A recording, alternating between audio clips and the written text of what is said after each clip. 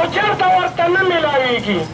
1500 خلک په قطار ولاړي، په بله ورځ به دې مزدوري کوي، په بله چې هغه سړي دغه شان وروره ویس وي د غنمو بحران دی. نن په 1200 په 1300 باندې وزیران کړي دي او دلته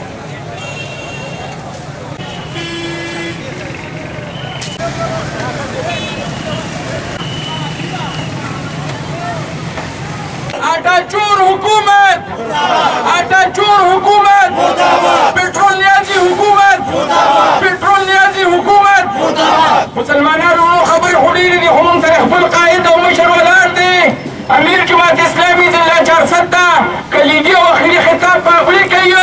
ما خو وي او دې ځوانانو وي چې رزړو پورې به ځو او د دې وزیر قانون د کور مخې ته به احتجاج کوو. خو خپل مشر راته ووي چې نه دا نن لومړنۍ ورځ ده، موږ الټیمیټم ورکوو، هغه اعلان به دوی کوي. که ونه شو نو د 400 پیګان او مینېګان او منسټران به رانه د کور نه انشاءالله تعالی نه راوځي.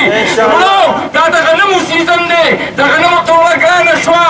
هغه ورسیز پاکستانیان هلته جاړي، د هغوی مړي هغوی سره په هغه کمرو کې پراته دي، واورې ته ګیر چاپېره ښه دي، د هغوی د راتلو څه بندوبست نشته. نن دلته د دې مظاهرې اهتمام چې شوی دی خصوصا د پټرولو د بحران په حوالې سره. نن په دې وطن کې پټرول نشته، اوړو مسله ده، د چینو مسله ده او نورو ډېرې زیاتې مسلې دي. هسې محسوسېږي خو دا چې په دې وطن کې د سر حکومت نشته.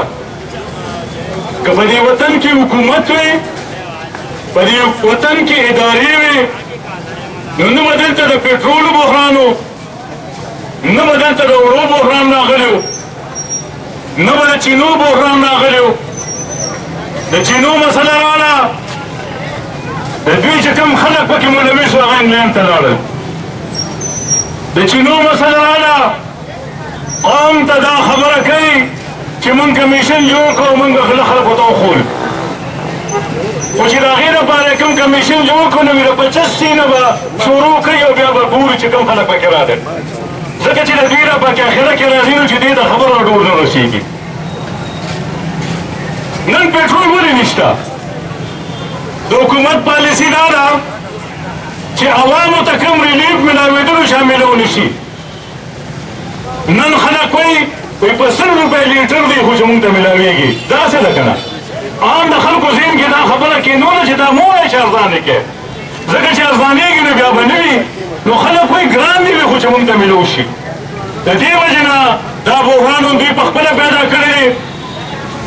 د دوی منسټران په دې کې انوال دي، دوی ټول په دې کې انوال دي، او چې حکومت وي په دې وطن کې نو بیا به ولې دا بحران پیدا کېده؟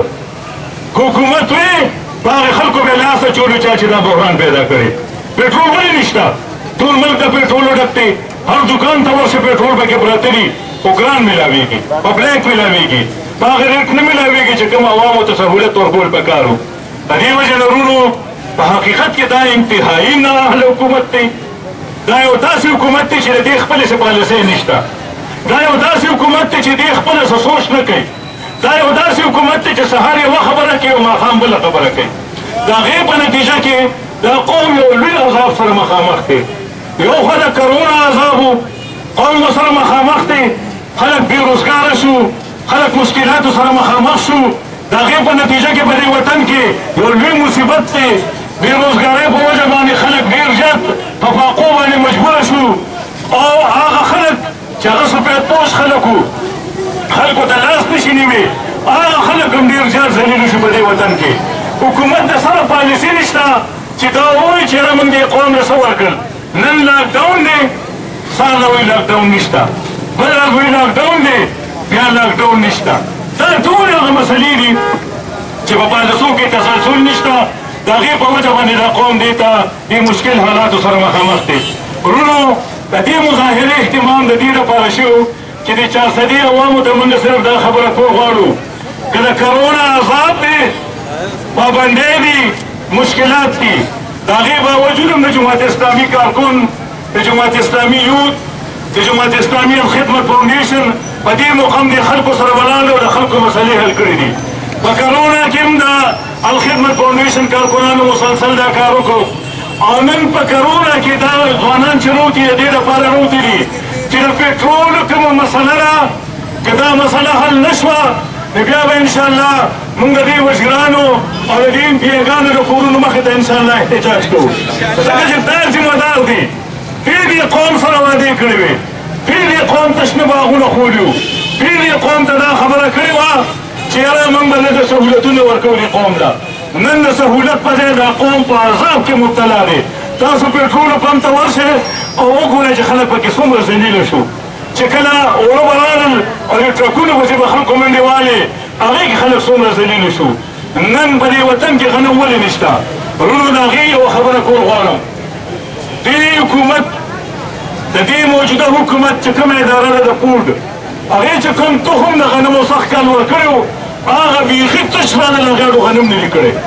یعنې حیران به پاتې چا چې خپل غنمو تخم کرلی و خپل ذاتي تخمونه ورسره و هغې غنم کړي دي خو چې کوم حکومت تخم ورکړی و هغې نه دي کړی د هغې دانې نه دي کړی تش پوڅې کړي دي په دې وجه نه مونږ دا مطالبه کوو چې کومې ادارې دا تخمونه ورکړي او چې کوم خلک په دې کې ملوث دي او داسې تخم ورکړی دی چې هغې نن غلنګ نه پیدا کړي د هغه خلاف دی حکومت اقدام وکړي او د نیب والا ته دا خبره کول غواړم چې نیب والا تاسو خو پس خلکو لاس اچوئ خو په هغې خلکو لاس ولې اچوئ چې کوم روزانه دې قوم سره لوبې کوي دا دولو دا بحران یې را پیدا کړ پنجاب نه غنم ولې بند شو چا بند کړل د چا په حکم بند شو قانوني طور باندې آئیني طور باندې دا نشي بندولی چې پنجاب نه بلته غنم نه راځي او نن بیا په قوم احسان کې چې ما غنم آزاد کړل ما وړو آزاد کړل بند کړی څنګه په کوم قانون نه بند کړي او د هغې وجه دا شوه